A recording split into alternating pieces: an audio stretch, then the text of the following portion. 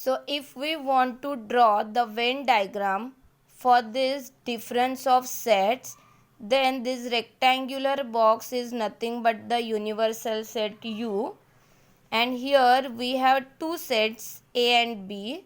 So for A minus B, according to this definition, from A we remove all the elements of B, and the remaining part is nothing but A minus B. Similarly, for B minus A, from set B, we remove all the elements of A which are present, and the remaining part will be B minus A. Now, for example, if A is the set containing elements 4, 5, 6, 7, 8, and B is the set containing elements 3, 5, 6, 8, 9, and here we want to find A minus B and B minus A. So see the first part, A minus B. From A we will remove all the elements of set B which are present. So see here, this is set A, from which we are going to remove the elements of set B. So first in set B we have 3, but 3 is not present here, so forget about 3. Then 5, remove 5 from A, remove 6 from A, then remove 8 from A, and 9 is not present in A, so forget about 9. So only 5, 6 and 8, these are the 3 elements present in A, so remove that 3 elements. So remaining elements 4, 7 will be present in set A minus B. Now if we want to find B minus A, then from B we are going to remove the elements of set A. So now here first we will consider this set B, from which we are going to remove the elements of set A. So see, 4 is not present in B, forget about 4. 5 is present, so remove 5. 6 is present, so remove 6. Then 7 is not present, so forget about 7. 8 is present, so remove 8. That means 5, 6 and 8, these are the 3 elements present in B, so remove 5, 6 and 8. So remaining elements 3 and 9 will be there in set B minus A. So like this we can find the difference of two sets. Now here we have a note, A minus B union B minus A is nothing but asymmetric difference B, is called the symmetric difference of sets A and B. Now if for the above example we require to find asymmetric difference B, then we can find by using this formula. Now this formula is A minus B union B minus A. Now we already know A minus B containing the elements 4, 7, and we know B minus A also containing the elements 3, 9, and union. Concept of union tells us that write all the elements of both the sets. So here we have 3, 4, 7, 9. This is nothing but asymmetric difference B. That means if we know the difference of sets, then by using that we can find the symmetric difference between two sets. Now next concept is De Morgan's law. Now if A and B are subsets of a universal set, then according to De Morgan's law we have A union B bracket complement is equal to A complement intersection B complement, and A intersection B bracket complement is equal to A complement union B complement. Now by using one example we are going to prove this De Morgan's law. So suppose U is the universal set given containing the elements 1, 2, 3, 4, 5, 6, 7, 8, 9, 10. be the universal set. And A is the set containing elements 1, 2, 3, 4, 5.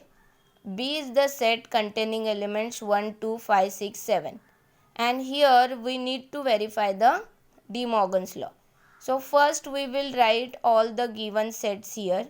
That means universal set U, then set A, then set B.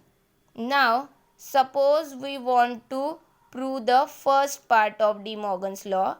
So for that we require A union B. So A union B means all the elements which are present in A as well as present in B, and the repetition of number is there, then that number we are going to write only once. So A union B is equal to 1, 2, 3, 4, 5, 6, 7. These many elements will be there in A union of B. Since 1, 2 and 5, these three numbers are repeated in both, that we will write only once. Now we want A union B complement.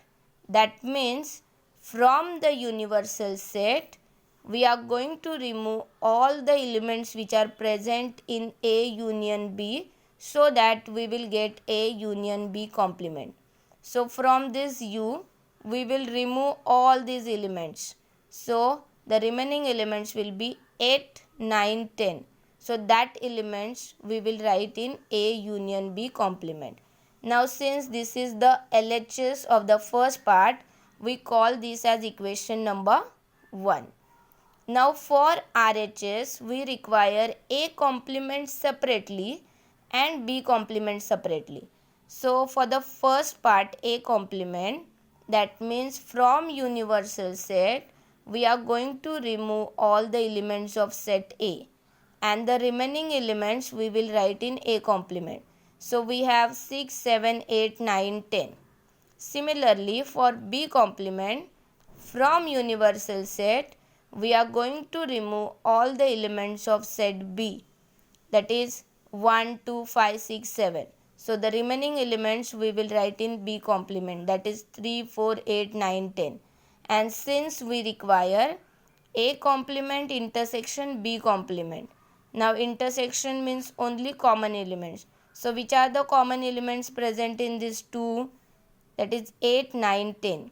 And this is nothing but our RHS. So we call this as equation number 2. Now if we observe carefully equation 1 and 2, then we have the same element present in both. So from equation 1 and 2, we can say that A union B complement is equal to A complement intersection B complement. Now for the second part, first we require A intersection B. So A intersection B means the common element present in A and B, that is 1, 2, 5. Now we require A intersection B complement. So from universal set we are going to remove 1, 2, 5, so that we will get complement of this. So the remaining elements will be 3, 4, 6, 7, 8, 9, 10. Because if we remove 1, 2, 5 from universal set, then this will be the remaining elements. Now this is nothing but the LHS of second part. So we call this as equation number 3, because already we use equation 1 and 2 for this. So here we call this as equation number 3. Now for RHS, we want A complement and B complement separately. But for the first part, we have already calculated A complement and B complement. So directly here we are going to find A complement union B complement. Means all the elements present in A complement as well as B complement. So here we have 3, 4, 6, 7, 8, 9, 10. Since 8, 9, 10 are repeated in both, we will write them only once. Now this is nothing but the RHS of second part. So we call this as next number, that is equation number 4. Now if we observe equation 3 and equation 4, then we have same elements in both the sets. So from equation 3 and equation 4, we can say that A intersection B complement is equal to A complement union B complement, and hence we have proved the De Morgan's law. So today we finished all the operations on set as well as De Morgan's law. In next lecture again we will continue with the new concept of this chapter. Thank you students.